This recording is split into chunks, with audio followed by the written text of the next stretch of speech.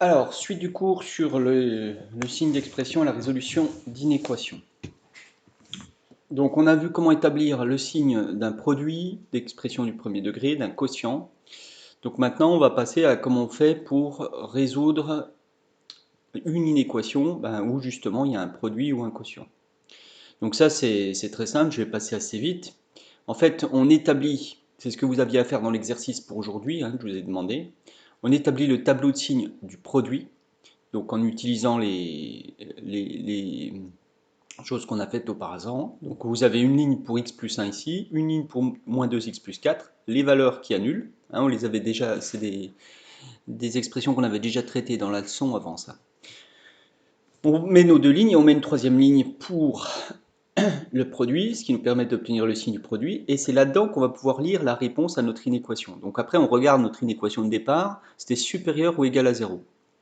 Donc supérieur ou égal à 0, eh bien je vois que c'est là que ça se passe, il y a un plus, ça veut dire supérieur ou égal à 0. Et pour quel x est-ce que ça se passe? Je vais les chercher dans la première ligne ici. Ça se passe quand x est entre moins 1 et 2. Donc la réponse, c'est s égale moins 1, 2, moins 1 et 2 compris, puisque on voulait supérieur ou égal à 0. Donc je prends bien moins 1 et 2. Donc voilà, ça c'est les solutions de a de x supérieur ou égal à 0. Alors, quand l'inéquation est sous forme d'un produit ou d'un quotient supérieur ou inférieur à 0, on sait traiter le problème, on vient de le faire. Il faut faire un tableau de signes et lire les solutions dans le tableau. Maintenant, que faire si on a des inéquations qui ne sont pas tout à fait de ce type-là? Par exemple, x carré, si je vous demande de résoudre x carré supérieur à x, ou encore 1 sur x inférieur ou égal à 1.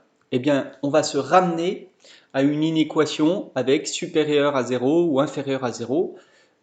Et puis après, on va essayer d'obtenir un produit ou un quotient pour pouvoir faire un tableau de signes. Et ainsi, on aura à faire ce qu'on a fait ici juste avant. Alors, ce sera plus parlant si on fait les exemples. Donc, je vais faire x carré supérieur à x et je vais appliquer la méthode qu'il faudra que vous appreniez. La méthode, on passe tout du même côté. Donc, comme ça, on se ramène avec un 0 à droite. Ensuite, on factorise ou on met au même dénominateur. Comme ça, on obtient un produit ou un quotient. Une fois qu'on a un produit ou un quotient, on fait le tableau de signes avec l'expression obtenue. Et après, il n'y a plus qu'à lire les solutions dans le tableau. Alors, allons-y.